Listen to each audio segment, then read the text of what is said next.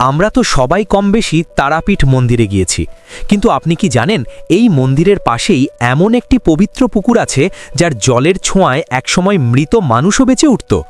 আর এই মন্দিরে আমরা মা তারার যে রূপটি দেখি তা কিন্তু তার আসল রূপ নয়। ভেতরে এমন এক শিলামূর্তি লুকিয়ে রয়েছে যার কথা শুনলে আপনি সত্যিই চমকে যাবেন।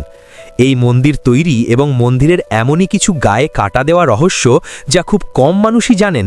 চলুন আজ মনশুদ্ধির এই বিশেষ পর্বে তা জেনে নেওয়া যাক। ঘটনাটি বহু প্রাচীন। জয় দত্ত নামে এক বণিক বা সদাগর তার একমাত্র ছেলেকে নিয়ে দ্বারকা নদীপথে বাণিজ্যে বেরিয়েছিলেন, কিন্তু যাত্রাপথে নেমে আসে চরম বিপদ। মাঝ নদীতে তার ছেলেকে এক বিষধর সাপ ছোবল মারে আর চোখের সামনেই ছেলেটি মৃত্যুর কোলে ঢলে পড়ে।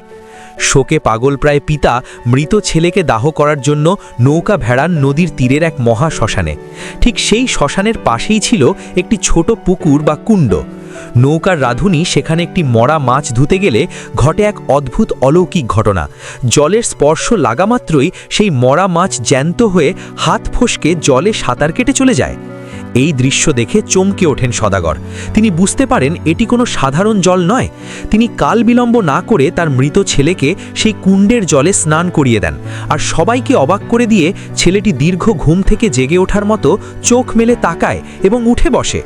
এই পবিত্র পুকুরটিই হলো তারাপীঠের সেই বিখ্যাত জীবিত কুণ্ড। ছেলের প্রাণ ফিরে পেয়ে সেই রাতেই সদাগর মহাশ্মশানে গভীর ধ্যানে বসেন। তখন স্বয়ং মা তারা তাকে স্বপ্নে দর্শন দিয়ে বলেন, আমি এই মহাশ্মশানে মাটির নিচে শিলারূপে অবস্থান করছি, তুই আমাকে এখান থেকে তুলে এনে প্রতিষ্ঠা কর। মায়ের আদেশ মতো পরদিন সকালে মাটি খুঁড়তে শুরু করেন সদাগর, আর সেখান থেকেই উদ্ধার হয় মা তারার এক অদ্ভুত আদি শিলামূর্তি। আমরা আজ মন্দিরে যে রূপর মুখাবরণ বা মুখোশ দেখি তার ঠিক পেছনেই রয়েছে মায়ের সেই আসল রূপ।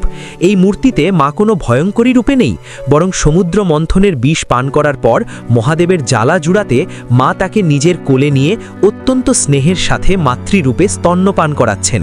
এটিই মা তারার আসল শিলামূর্তি। জয়দত্ত সদাগর সেই মহাশ্মশানেই মায়ের প্রথম মন্দির তৈরি করেন এবং পূজার সূচনা করেন।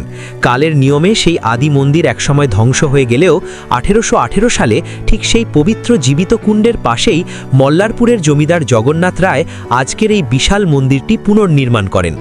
আজও লক্ষ লক্ষ মানুষ জীবিত কুণ্ডের পবিত্র জল মাথায় ছুঁয়ে মায়ের আশীর্বাদ প্রার্থনা করেন। মায়ের এই অজানা লীলা এবং তারাপীঠের এই পৌরাণিক রহস্য আপনাদের কেমন লাগলো তা কমেন্টে জানাতে ভুলবেন না। তারা মায়ের ভক্ত হলে ভিডিও লাইক করুন। এরকম আরও অনেক অজানা গল্প জানতে আমাদের বিশাল পরিবারের সাথে যুক্ত থাকুন। জয় মা তারা।